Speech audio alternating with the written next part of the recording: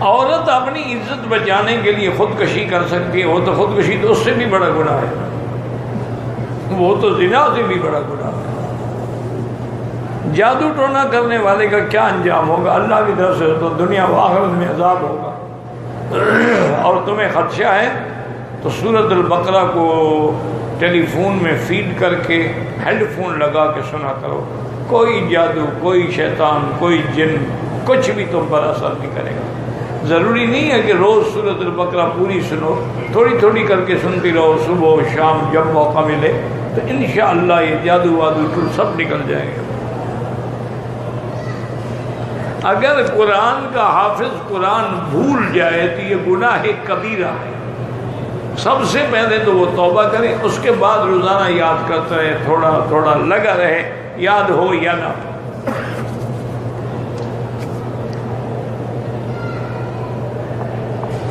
کیا عورت اپنے ہاتھوں اور پاؤں پہ ڈائی کر سکتی ہے، یعنی رنگ لگا؟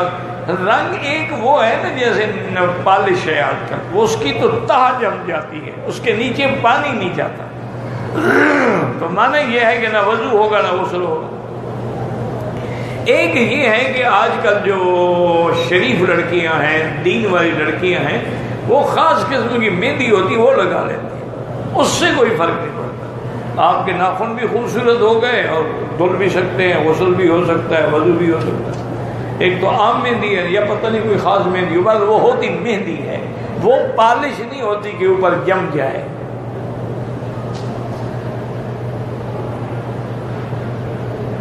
لڑکی کی شادی میں کھانا لڑکی والوں کی طرف سے کھلانا جائز نہیں، اور جو بھی کھائیں گے وہ گناہ گار ہیں۔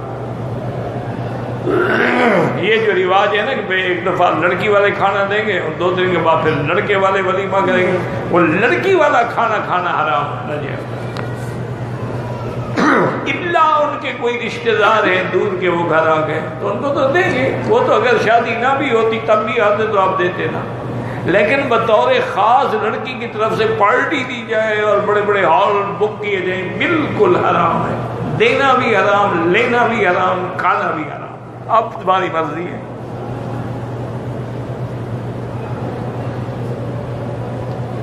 مدرسے کے استاد کو زکوٰۃ سے تنخواہ نہیں دے سکتے، تنخواہ الگ چیز۔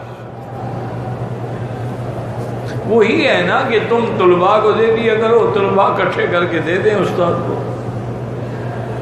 تم زکوٰۃ سے تنخواہ نہیں دے سکتے۔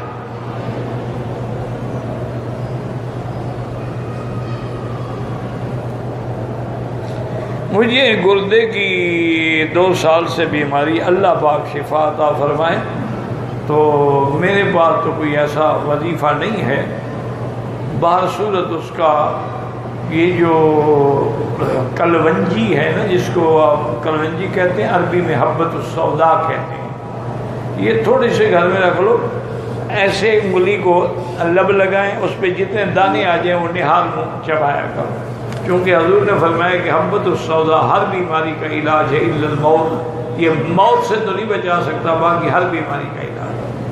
باقی یہ جو تیل نکلے ہوئے ہیں یہ کیمیکل سے ہیں، ان سے بچنا، اس سے اور گردے فیل ہو جاتے ہیں۔ بہت سارے لوگوں کے گردے اسی لیے فیل ہوئے کہ انہوں نے برکت سمجھ کے کلونجی کا تیل استعمال کرنا شروع کر دیا، تو نتیجہ یہ نکلا کہ گردے ہی جواب دے گا۔ صرف اتنا رکھے، ایسے لب لگائے، جتنے دانے اس پہ آ جائیں بس وہی دانے منہ میں رکھ کے چباتے رہیں۔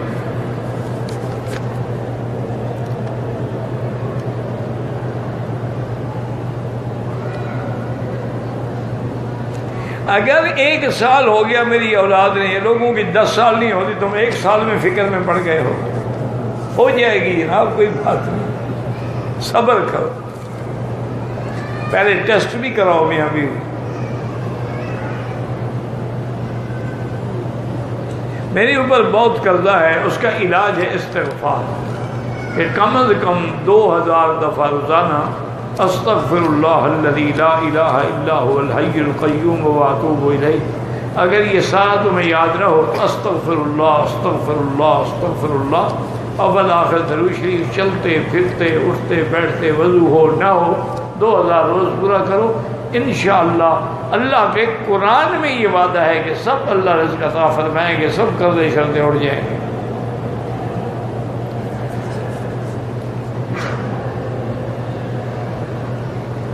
کہتا ہے جی طائف گئے عمرہ کرنے، بیوی ساتھ تھی، میں نے احرام باندھا، بیوی نے نہیں، کیونکہ وہ حیض سے تھی، دم بالکل دم واجب ہے، حیض کی حالت میں وہ نیت تو کر سکتی تھی نا، نیت کر کے آ جاتی، گھر بیٹھے رہتی، جب پاک ہوتی۔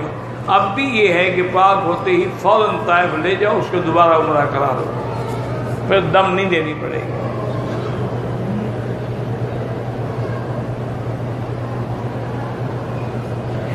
چار سال پہلے میری والدہ اور بھائی حج پہ آئے تھے، انہوں نے طواف الوداع نہیں کیا، دم پڑ گئی، ان کی طرف سے دم ادا کرو، تم نہیں کر سکتے ہو طواف۔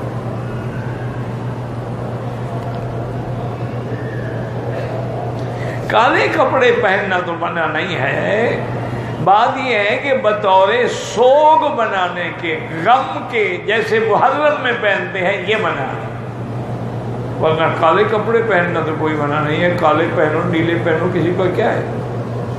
تو بات یہ ہے کہ بطور سوگ منانے کے، جیسے کسی عورت کا خاوند مر جائے تو کالے کپڑے پہن لیتی ہے، یہ حرام ہے۔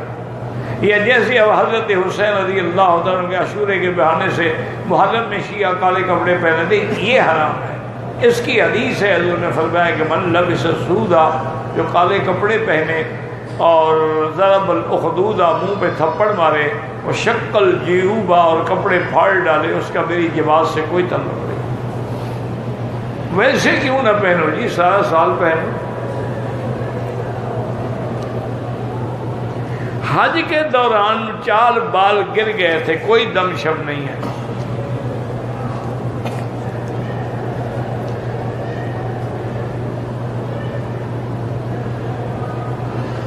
اگر عورت عدت پوری نہ کرے، یعنی 4 مہینے 10 دن پورے نہ کرے، کیا کیا پھر اس نے؟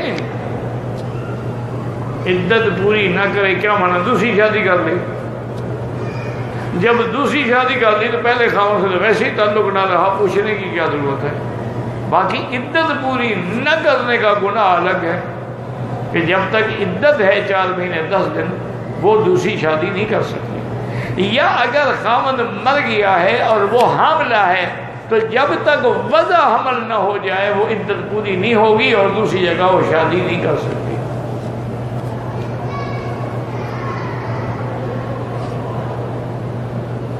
کہتے جی کہ شوہر کے مر جانے کے بعد عدت پوری کرنے کا حکم کیوں ہے؟ اس لیے کہ ممکن ہے اس کے بطن میں اس کا نطفہ ہو، تو اللہ جانتے ہیں۔ اب 2 3 4 دن 15 دن 20 دن کا تو کسی کو پتہ نہیں ہوتا نا جب تک ٹیسٹ نہ کرائے، تو اس لیے حکم ہے کہ وہ ایک تو اتنا عرصہ اس کے ساتھ تعلق رہا، صحبت رہی، تو کچھ تو حیا ہو کہ اس کے غم میں رہے، اور دوسرا یہ بھی ہے کہ کہیں اس کا نطفہ تو اندر نہیں ٹھہرا ہوا۔ اس لیے اللہ نے حکم، اور یہ نص قطعی ہے، مولویوں کا فتویٰ نہیں، قرآن ہے، کہ 4 اشہر و عشرہ، 4 مہینے 10 دن اس کو عدت پوری کرنی ہوگی۔ وَأُولَاتُ الْأَحْمَالِ أَن يَضَعْنَ حَمْلَهُنَّ، اور اگر حاملہ ہے تو وضع حمل اس کی عدت ہوگی۔ اچھا یہ بھی خدا کی شان ہے، مثلا حمل تھا، اس کو حمل تھا 8 مہینے کا، 1 مہینے کے بعد بچہ پیدا ہو گیا، عدت پوری ہو گئی، وہ 4 مہینے 10 دن چاہے نہ ہی گزرے، کیونکہ اس کی عدت ہے حمل کا گزر۔ اب حمل 2 مہینے کے بعد وہ وضع ہو گیا، 1 مہینے کے بعد 15 دن کے بعد ہو گیا، عدت ختم ہو گئی۔ اور اگر حمل نہیں ہے تو پھر 4 مہینے 10 دن، اور خاوند کے گھر سے نہ نکلے، سوگ کی کیفیت میں رہے، کوئی میک اپ سیک اپ شنگار بھی نہ کرے، اور بلا ضرورت گھر سے نہ نکلے، الا بیمار ہے، مریض ہے، کوئی حاجت ہے، ورنہ اس کو اس خاوند کے گھر سے نکلنے کی بھی اجازت نہیں ہے۔ واللہ تعالی عالم۔